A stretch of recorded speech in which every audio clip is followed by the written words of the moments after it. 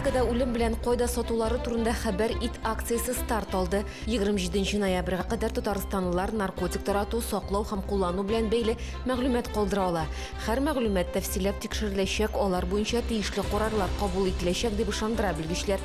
Моның өчен Чаллыда 56 29 50 телефон номеры буенча мөрәҗәгать итәргә кирәк. Мисырдан ұшу тыйылғаннан алып, Татарстанға Мисыр Гарәп Республикасынан 18 авиарейс ясалды. Ұшушылар тоқтатылғаннан бирле республикаға 3789 кеше кайтарылган. Шуларның 900-дән артыгы балалар.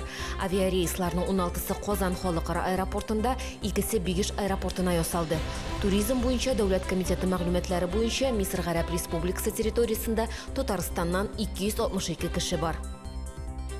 4-нче сыйныфлар беренче тапкыр тикшерү эшләре язачак. Аны Россия күләмендә 70 төбәктән 800 меңнән артык бала сынау рәвешендә декабрь аенда уза. Моны еллык контроль эшләре белән чагыштырырга мөмкин.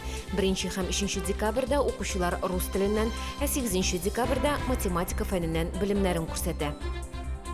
Шәһәр Наил Мәгдиев журналистлар белән очрашты. Ул узып баручы 2015 елга нәтиҗәләр ясады. Шәһәрнең федераль һәм республика программаларында актив катнашуын билгеләп үтте. Республика казнасыннан гына да 6 миллиард сум җәлеп ителде. Программалар киләсе елга да дәвам итәчәк дип белдерде мэр. Соңрак Наил Мәгдиев журналистларны кызыксындырган сорауларга җавап бирде.